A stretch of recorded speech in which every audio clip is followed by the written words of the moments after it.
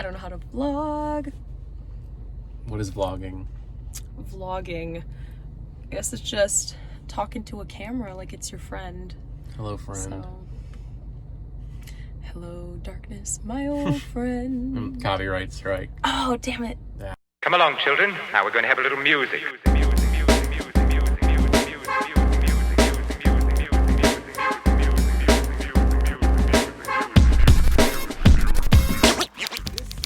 Yo, so we are here. All right, we are. All right, we are on our way to see Mank at the drive-in, Vineland Drive-In. Want me to do it? Yeah, sure, you do it. Yeah. Okay, I'll do it. Hey guys, welcome back to First Cut. It's me, Destiny, and I'm RB3. and we're getting ready to go see Mank at the drive-in. We're super excited. We're outside of Raising Cane's right now because we're about to get some food, some pre-movie snacks. What's your Raising Cane's order? I gotta go with the box combo. You know, just to keep it light. You know what I mean, for the movie. Sometimes if I'm hungry, we gotta go with the Caniac. We're super excited. Are you super excited? Yeah, I am super excited. David Fincher is one of my all-time favorite directors, obviously.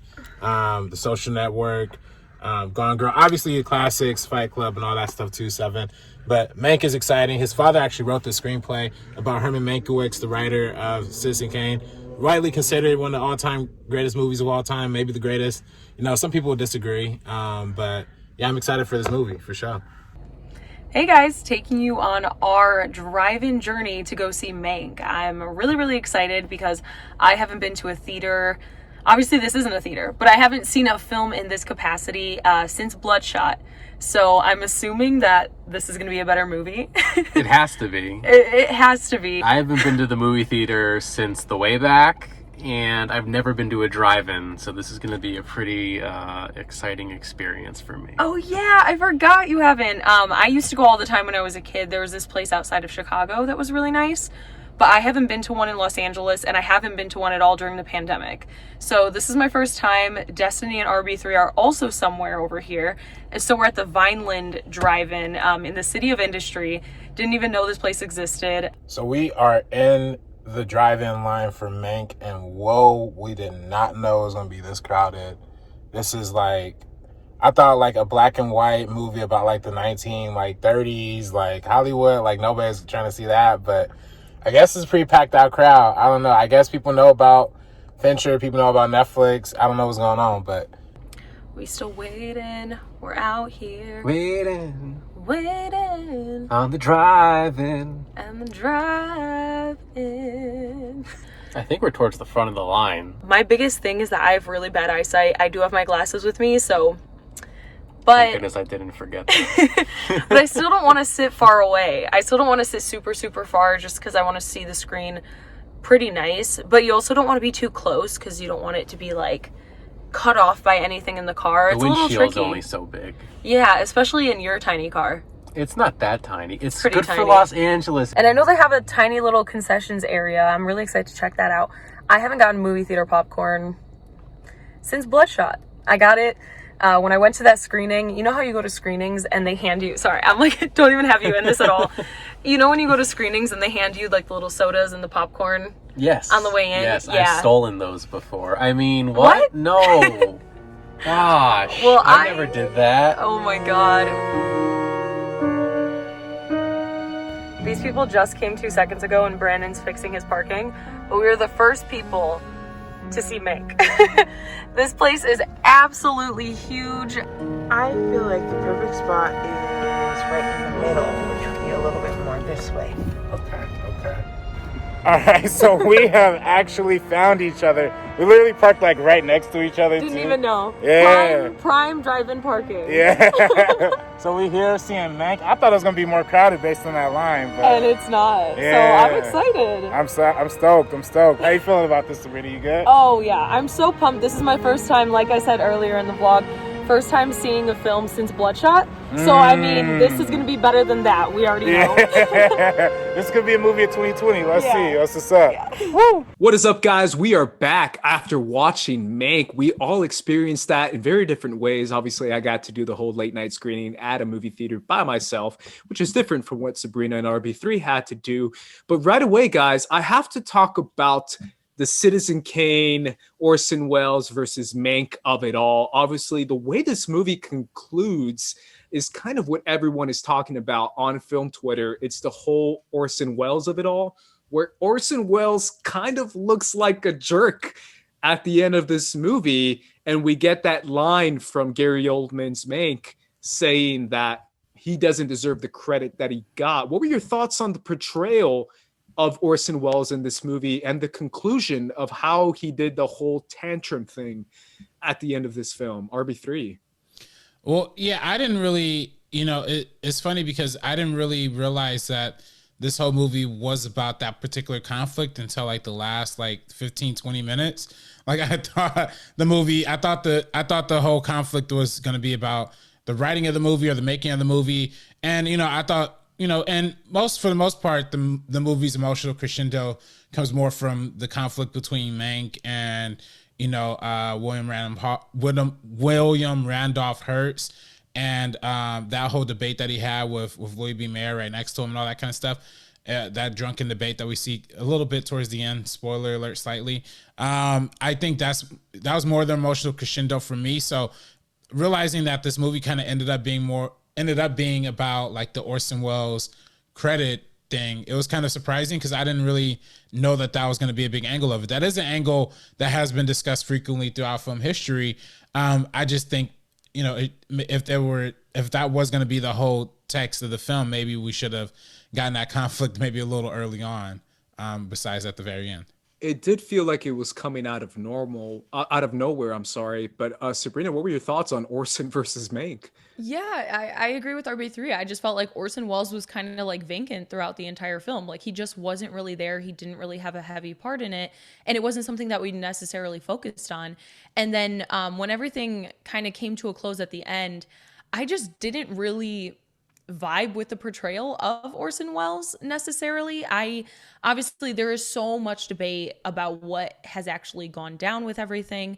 I like the way it ended. I like that final scene, but I don't think we really got into like the nitty gritty. And I think it definitely obviously took like Mank's side of it. This is Mank's film. So I don't know exactly what happened in that, but I just thought throughout the film, Orson was barely even there. So when he did finally come in, I just don't think we got enough of him to even get a portion of his story. This was still 100% fully Mank's story.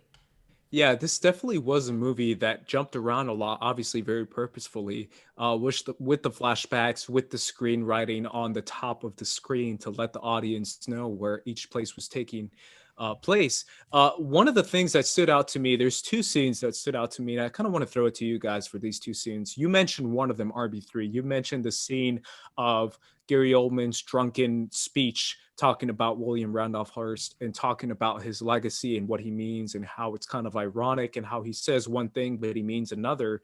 And then there's the second speech, which is at the middle of the movie, I believe, when they're talking about Upton Sinclair, and the political aspect of what they're facing and the idea of the changing times of Hollywood and of California. Did any of those two scenes stand out to you, or what was your favorite scene in the movie? Because to me, those were the two that really made this film, RB3. Yeah, I mean, I think the political intrigue is really the thing that kind of fascinated me most, because a lot of what you're talking about with the Upton Sinclair versus and how virtually hated that figure was amongst the Hollywood community, especially at the time during the Great Depression, right? And the financial hardships that MGM was facing during that time. And they showed a little bit of it with the payment cuts of 50% and how that affected the workers at MGM during that time. But all of those like outer Hollywood aspects really contributed the most to me. Like that's really what stood out the most to me. I I think, its discussion of politics is what ultimately makes Mank such a compelling story to tell today, because there is kind of this divide, and when you're talking about like the Upton St. Clair versus, and I'm trying to remember the name of the other candidate, but I can't remember off the top of my head right now. But it's this whole, for one, is to show you that California used to actually be a red state, a Republican state. And for two, how Upton St. Clair, people are not familiar. He wrote the 1904 book, The Jungle, which is super popular, which I'm sure a lot of us read like in high school or in college or something like that. That took place in a factory and highlight the unjust conditions of factory workers. And then, through his political ambitions, he actually ended up successfully championing for ending poverty. In fact, Upton St. Clair had this whole campaign called the EPIC, Ending Poverty in California campaign. But again, highly virtually hated against in the Hollywood community, particularly because there is this kind of like anti-commie wave that was going on, and because William Randolph Hearst had political aspirations in himself. He ran for Congress successfully and won at a later point in his life, but he failed in his runs for governor and for mayor. So all of that are the aspects for me that, you could see these characteristics play out on screen in that dynamic. And to me, that was immensely fascinating and compelling. For me, the more personal drama when it comes to Mankiewicz and his struggle of alcoholism was a compelling through line too, but it wasn't something that held me as tightly as the outerly more political implications that were in play here. Yeah, what stood out to you, Sabrina, as far as a scene or a moment or the emotional center of the plot? Yeah, so David Fincher, he is definitely one of my favorite voices in filmmaking right now. I feel like he has so many hits and barely any misses. I think all of his movies are at least pretty good. And this is kind of on the lower tier for me in terms of his filmography. And I know I don't know if it's because experiencing it in a drive-in and then watching it on Netflix, I just didn't get that full theatrical experience, and it kind of lost a little bit of its magic for me. But I think one of the coolest aspects is actually before going into it, kind of learning about how it was his late father's script that he wrote like in the 90s or before Fincher even did Alien. So that personal aspect is something that I found to be really interesting. And the fact that I'm always interested in a film showing the creation of a film, especially this film, because it's one of the most celebrated of all time. So him using Jack Fincher's script is what kind of stood out to me. And then also Amanda Seyfried's character. That's probably the most interesting thing that I thought of throughout the entire film. From a technical standpoint, I really, really enjoyed this visually. I liked how, we have the details in the frame. We have that like the burns and the dust, and it felt authentic, and even just like the sound mixing, but seeing it in a drive-in, the sound mixing, making it feel like it's a film of that time, watching it at a drive-in on the FM radio, I just don't know if that 100% worked. And it didn't do any justice for Atticus Ross and Trent Reznor's score, unfortunately.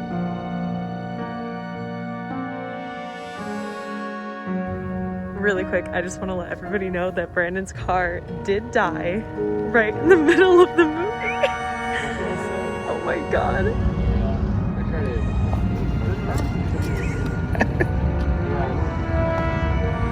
So mid-movie, Brandon's car makes a whack noise. I don't know much about cars, and I was like, what's happening?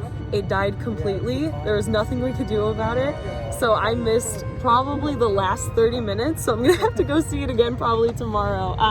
Especially after I see the last 30 minutes, I think this is gonna be one of the, the higher contenders for like awards acclaim. I think it's definitely gonna be in my top 10. Probably my top 5. If somebody's not as invested into film and the history of cinema, I don't know if it's gonna kind of speak to them.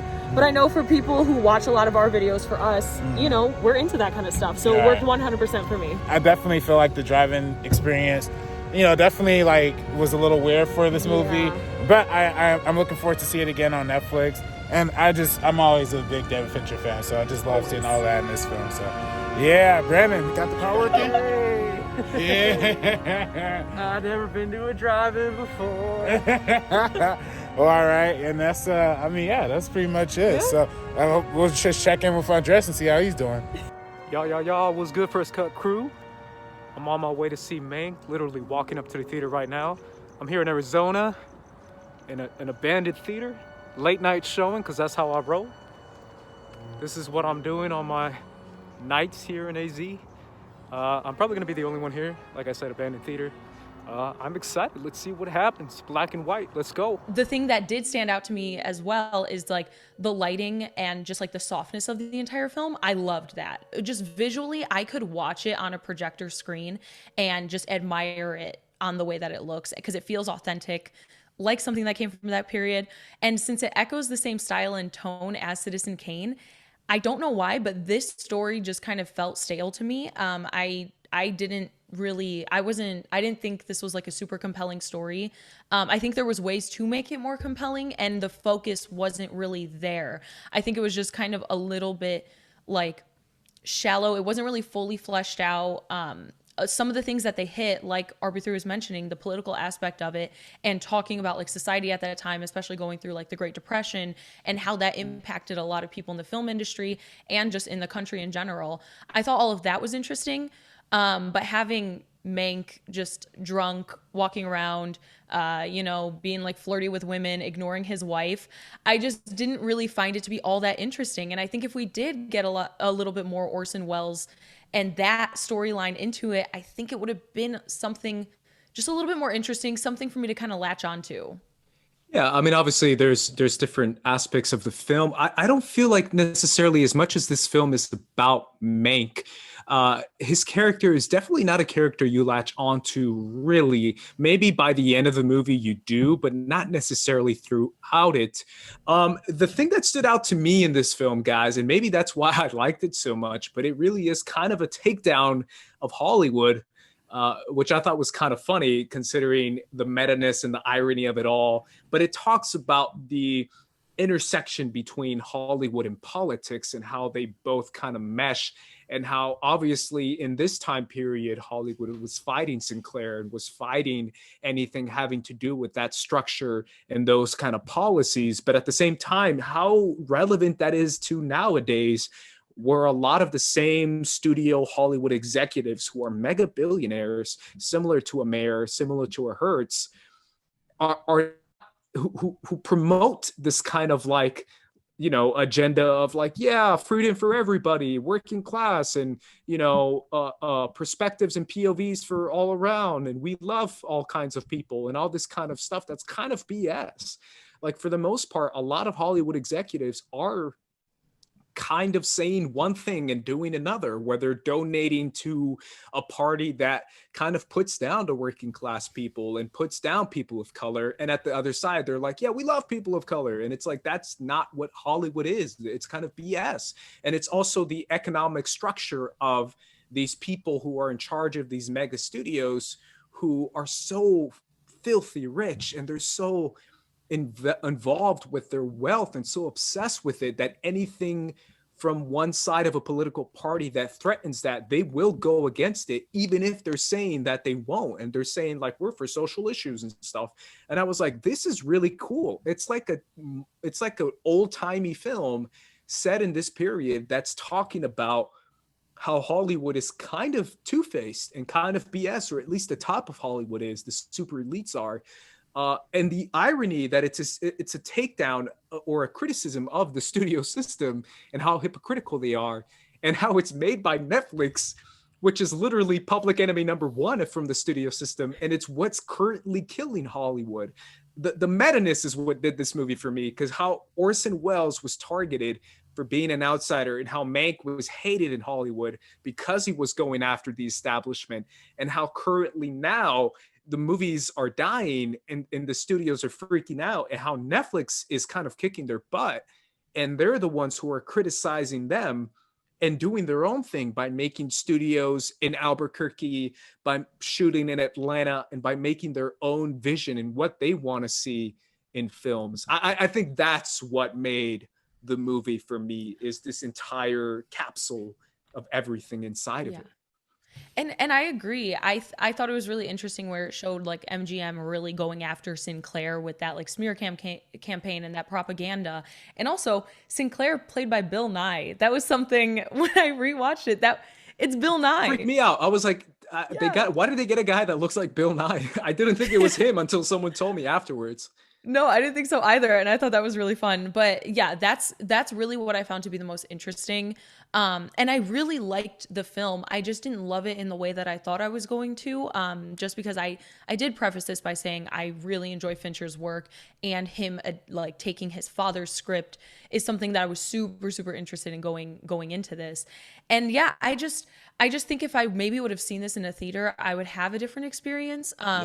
But just at home, I don't have a great system, unfortunately. And so I didn't get that. Obviously, if we weren't in a pandemic, this is something that would definitely be in a lot of local theaters in Los Angeles showing. And I think I could have gotten something a little bit more out of it because I have seen it twice now. And initially, when I first watched the film, I liked it a lot more. And then as I saw it the second time and as I sat on it, just overall, I feel like it's not really accessible if people don't care about the history of cinema or history at all, or kind of America in this time period. I just feel like there's really not a lot there that they could enjoy. I think it's like very, very niche and very specific. Interesting. Yeah. To me, I think there's plenty of thoughts and conversations and ideas there that are clashing, that are just so relevant nowadays, considering it's about politics and wealth and who decides what and who's being told, and kind of how the storytelling aspects and the whole like narrative structure of Hollywood was kind of twisted and used in politics, and how Hollywood kind of influenced that. I mean, obviously the elephant in the room, I'm sorry guys, is Donald Trump. Donald Trump is more famous from The Apprentice than he is from his own public stuff that he does in buildings and all that other jazz. Like, no one cares about that. If you ask a random voter of a Trump person, they're telling you that they know him from The Apprentice, and he used those Hollywood narrative storytelling lies to win his campaign and became the president because of what he learned through TV. And the TV kind of tricks and deceptions that you can use, and the messaging and the branding and the keywords and all that stuff that you learn when you're in a writer's room and inside a Hollywood system. He used that to kind of turn that into his campaign. And I was like, oh my God, that's so true. It really is kind of this BS two-faced thing when these studio executives are proclaiming and saying that they're for the people and for the social class and for the lower class and for the common people, and then donating billions to the other side. I don't know. I thought that was so interesting, and it really makes sense. Well, and that's something that's been built into the culture of Hollywood to begin with, right? And that's what that's something that they alluded to in this with movie the fake ads. Well, yeah, with ads, propaganda. It was an extension of William Randolph Hearst's influence from his journalistic perspective of creating like headlines and sensationalism and yellow journalism.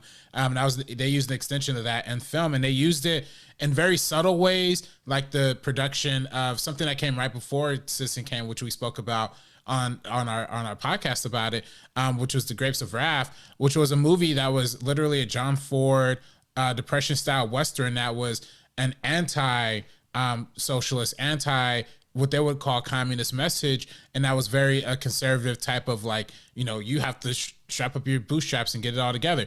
And because that's something they fundamentally believed in. And that's something that Louis B. Mayer, who was, and they actually show it in the film, he was a Jewish American person, but yet he was content with people like Hitler, and he was content with Nazi Germany, because he felt like that was a market worth capitalizing on. And unfortunately, in the case of Louis B. Mayer, he was somebody who, and he even goes as far in this movie as denying the existence of like concentration camps. And, at that time it was early and, people weren't sure, but that goes to show you that, there are people at the top who are willing to spit in the face of their own people in order to get to the top. Not all skin folk are your kinfolk. That's always one of my favorite phrasing, and that's something that was represented here. And on top of that, going on to further and like take another analytical look at the movie industry. I think the whole meta analysis that Andres is talking about with Mank not with Mank trying to single-handedly take down like the Hollywood system and whatnot, trying to like stand up to the system. At the same time, Citizen Kane was the embodiment of that movie, and even though Hearst like went out of his way to bury it and went out of his way to and by the way, all the other studios, including MGM, also tried to convince RKO to get rid of it too. But it ends up becoming, regarded as one of the greatest Hollywood films of all time, ends up completely ruining the reputation of both Hearst and Marion Davies, who was represented in this film too. And it ends up ultimately, I think, has had a much lasting, longer impact than, especially if compared to if there wasn't like this kind of burying or smear campaign to it. So there's this kind of irony that kind of happens all across the board, even leading to the making of this movie that kind of ends up also being a celebration of that anti-establishment too. So there's so much irony, so much like meta-ness. You're totally right. How because of that, that's why Citizen Kane became as big as it was. And they talk about that a little bit in this film as far as going after this and then being cool because of it. They even mentioned the whole court gesture of it, right? Where it's like William Hearst is so powerful that he doesn't mind hearing the other side from someone like a Mank and him being drunkenly telling him because he thinks it's entertaining and goofy because he's so rich and so powerful that this is a drop in the bucket for him, where he's like, bro, you talk to me, tell me what you think about all these political issues that I don't care about.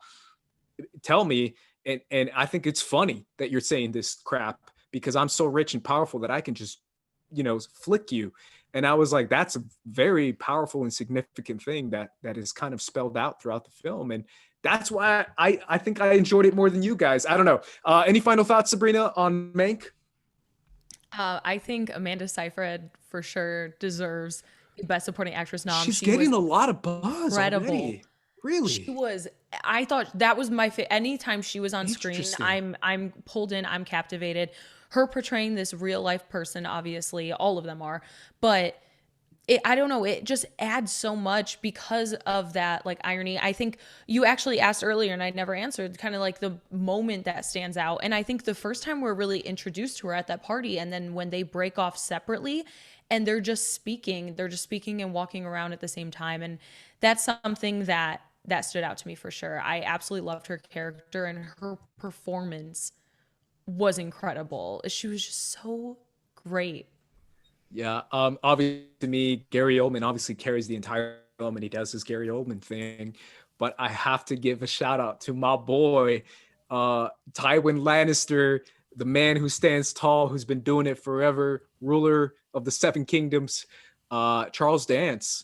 As William Randolph Hearst. He's an old dude who just commands so much presence and power. And you could tell he comes from like a theater background. And I think everything he does, he's just so electric and so amazing in it. So shout out to Charles Dance. Yeah. I also want to shout out Amanda Seyfried as well. Her playing Marion Davies, which I thought was a really, really good performance. By the way, people want to learn more about Marion Davies as a person. There's a great podcast I've talked about a million times. You must remember this. Like their episode 57, they actually do a whole series. They did a whole series called MGM Stories, and the 57th episode of the entire podcast, the second episode of that series, is where they talked about Marion Davies and Citizen Kane and all that kind of stuff. And I think it's funny because, and if you watch the kind of Citizen Kane stand-in that they use in the movie, she's kind of portrayed as like a not so good singer, as someone who's not that talented, but the real Marion Davies was really talented, and she did struggle from alcohol issues too, which is like they portrayed in this film. So I think Amanda Seyfried did a great job. I'm trying to find the guy who played Louis B. Mayer, because I thought he was really, really good too. That's a good one.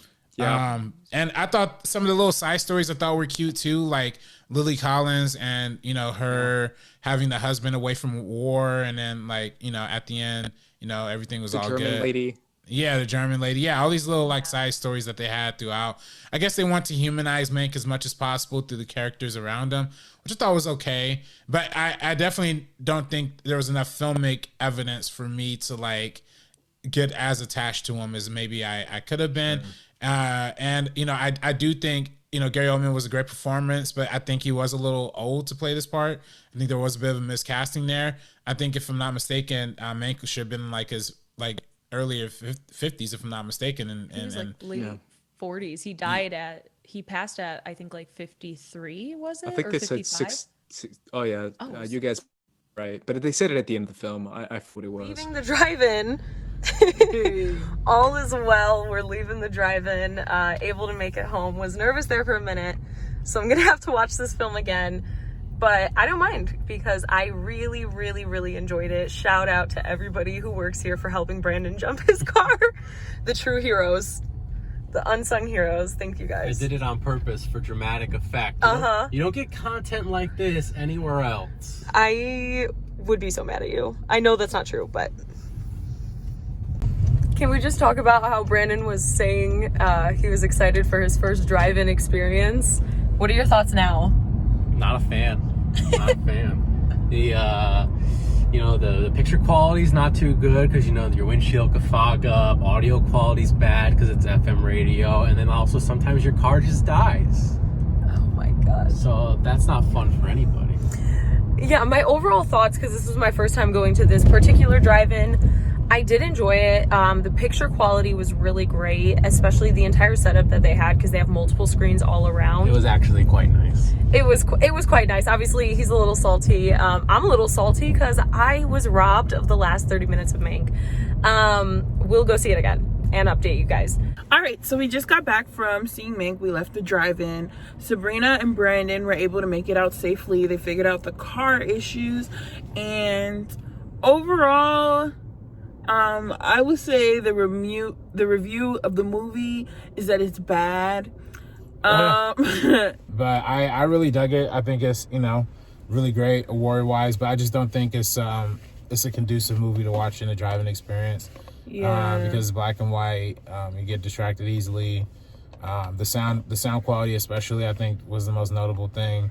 The sound quality already kind of takes a loss from it being a drive-in movie that's playing over the car radio, and then they kind of like changed the quality of the film itself to give it like an old-timey black and white feel, and so those things combined meant that you couldn't really hear, and then seeing it outside meant that it was very dark and you couldn't really see. Yeah. So it's definitely the kind of movie that you should probably watch at home, and it's gonna look really great when it comes on Netflix. Yeah, obviously, those are our thoughts, and guys. Let us know what you think in the comments down below. Are you going to go back and rewatch this film? What did you think of it when the first time you saw it? Is it going to be an awards film? Let us know in the comments down below. Either way, guys, I can find you, Sabrina.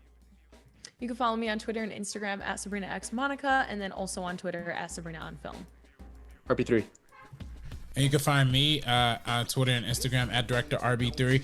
And Herman Mankiewicz died when he was 55 years old in 1953. So at the time of this movie taking place, he should have been around like 40, like 42 or 43 or something like that. So, yeah. You can find me at Twilight Race, guys. Make sure you subscribe to First Cut if you haven't done so already. Follow us at social media at First Cut TMO. For the First Cut crew, we're peace now. Peace. Only one can remain.